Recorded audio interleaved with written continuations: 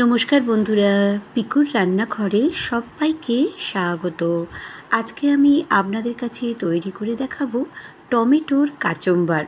টমেটোর চাটনি তো আমরা বাড়িতে প্রায়শই করেই থাকি, কিন্তু এই রেসিপিটাকে কখনো করেছেন? যদি না করে থাকেন তাহলে আজই করে ফেলুন টমেটোর কাচুম্বার। বাজারে কিন্তু এখন খুব সস্তাতে টমেটো পাওয়া যাচ্ছে।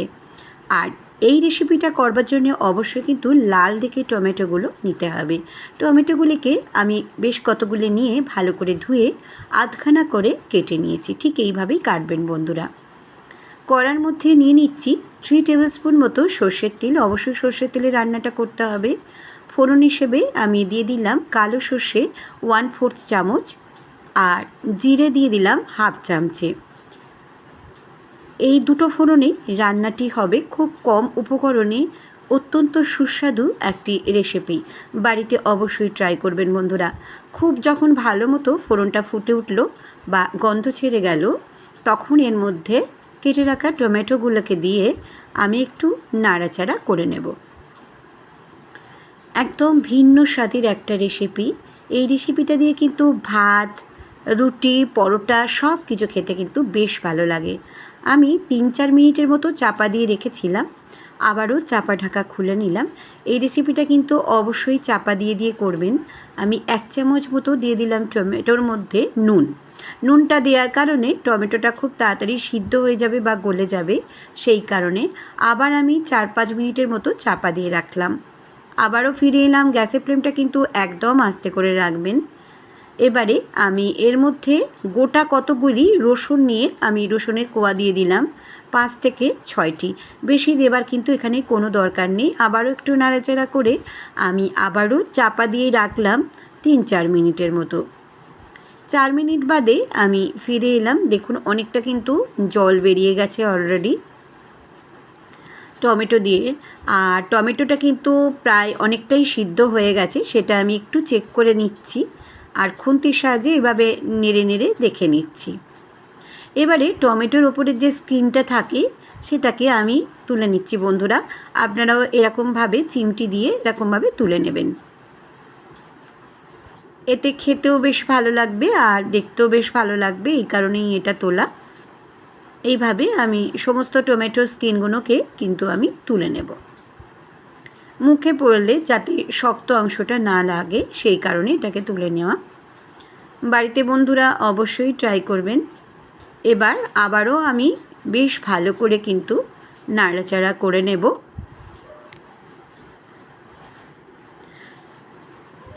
খুব ভালো করে কিন্তু খুন্তির সাহায্যে নাড়াচাড়া করে নিতে হবে। খুব সহজ আর হেলদি একটা রেসিপি। বাড়িতে অবশ্যই আপনারা ট্রাই করবেন। বাচ্চারা কিন্তু ভীষণ ভালোবেসে খাবে।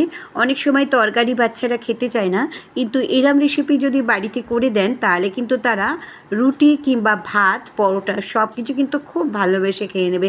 বাড়িতে অবশ্যই ট্রাই করবেন বন্ধুরা। খুব ভালো করেই নাড়াচাড়া করে নিচ্ছি। দেখুন বন্ধুরা, দেখে নিয়ে আমি একটুখানি বেশ ভালো করে কিন্তু যাতে সিদ্ধ হয়ে যায় একটুখানি এরমভাবে নাড়াচাড়া করে নিলাম। এবার আমি দিয়ে দিলাম হাফ চামচ হলুদের গুঁড়ো, হাফ চামচ লাল লঙ্কার গুঁড়ো। এখানে কিছু গুঁড়ো মশলা দিয়ে দিতে হবে, আর ঘরে থাকা সামান্য উপকরণ দিয়ে কিন্তু রেসিপিটা তৈরি হয়ে যায়। হাফ চামচে আমি দিয়ে দিলাম নুন। নুনটা একটুখানি আমি চেক করেই দিয়েছি। আর ধনে গুঁড়ো সিকি চামচে, আর দিয়ে দিলাম জিরে গুঁড়ো সিকি চামচে, আর 1 চামচ দিয়ে দিলাম চিনি। চিনিটা কিন্তু একটু দেবেন বন্ধুরা। আমি কিন্তু পরে আবারও একটু চেক করে নিয়ে যদি দরকার লাগে নুন চিনিটা আমি আরও একটু দিয়ে দেবো। একটু নাড়াচাড়া করে নিচ্ছি বেশ ভালো করে। টকটক মিষ্টি মিষ্টি খেতে হয় বন্ধুরা এই রেসিপিটা। বাড়িতে অবশ্যই ট্রাই করবেন। আর যদি মনে করেন যে আপনারা চিনি দেবেন না, সেক্ষেত্রে নাও দিতে পারেন, কিন্তু চিনি দিলে এর টেস্টের ব্যালেন্সটা বেশ ভালো হয়, এই কারণে বললাম। আবার 3 মিনিটের মতো আমি চাপা দিয়ে রেখে দিলাম। সহজ হেলদি একটা রেসিপি বন্ধুরা। এবার দেখুন পুরো টমেটোটা কিন্তু পুরো গলে গেছে। এবার আমি আরেকটু ভালো করে নাড়াচাড়া করে এবার আমি একটা জায়গার মধ্যে রেখে দিয়েছি। এবার কিছু উপকরণ আমি ডিশের মধ্যে কেটে নিয়েছি। এখানে দেখুন আছে ধনে পাতা, কাঁচা লঙ্কা কুচি আছে 4 থেকে 5টি, আর একটু বড় বড় লম্বা লম্বা করে একটা বড় সাইজের পেঁয়াজকে কুচি করে নিয়েছি। আর শসা আছে একটা বড়, আধখানাটা নিয়েছি, আর আধখানা পাতিলেবু। সম্পূর্ণ ভিডিওটা বন্ধুরা দেখবেন, নাহলে কিন্তু বুঝতে পারবেন না। এবার একে একে আমি শসা, পেঁয়াজ, কাঁচা লঙ্কা আর ধনেপাতা আর একটু পাতিলেবু দিয়ে নেব। ভীষণ ভীষণ ভালো খেতে হয় বন্ধুরা। আর গরমকালে এই রেসিপিটা খাওয়া কিন্তু খুবই উপকারী একটা রেসিপি। বাড়িতে অবশ্যই ট্রাই করবেন। রেসিপিটি ভালো লেগে থাকলে সাবস্ক্রাইব, লাইক, শেয়ার করবেন। নিচে থাকা বেল বাটনটা প্রেস করে দেবেন, যাতে নতুন নতুন রেসিপি বা সুন্দর সুন্দর ব্লগ আপনাদের কাছে প্রথমেই পৌঁছে যায়। এবার সমস্ত উপকরণের মধ্যে নিয়ে আমি টমেটোর মধ্যে নিয়ে বেশ ভালো করে কিন্তু মিশিয়ে নিচ্ছি। অবশ্যই কিন্তু বন্ধুরা ভালো করে মেশাবেন। আমি কিন্তু বাড়িতে এটা অনেকবার করেছি, আর যতবারই করেছি আমার পরিবারের লোকেরা আবার করতে বলার অনুরোধ করেছে। আমি ওপরে আরেকটু সাজিয়ে দিয়ে গার্নিশিং করে আপনাদের কাছে দেখাচ্ছি। লুকসটা দেখুন কি সুন্দর দেখতে হয়েছে বন্ধুরা, খেতেও কিন্তু ভীষণই ভালো হয়েছিল। আমার ফেসবুক, ইনস্টাগ্রামে পিকুর রান্নাঘর আছে, চাইলে সেখানেও কিন্তু আপনারা সদস্য হয়ে যেতে পারেন। নতুন বন্ধুদের স্বাগত, চ্যানেলটা ভিজিট করে সাবস্ক্রাইব করে দেওয়ার জন্য। আর পুরনো বন্ধুদের অনেক অনেক ধন্যবাদ, ভালোবাসা, তারা এতদিন ধরে আমার সাথে থাকার জন্য। সবাই খুব খুব খুব ভালো থাকবেন, সুস্থ থাকবেন। আবারও আমি আসবো নতুন নতুন রেসিপি বা সুন্দর সুন্দর ব্লগের সঙ্গে। এতক্ষণ আমার সঙ্গে থাকার জন্য ধন্যবাদ।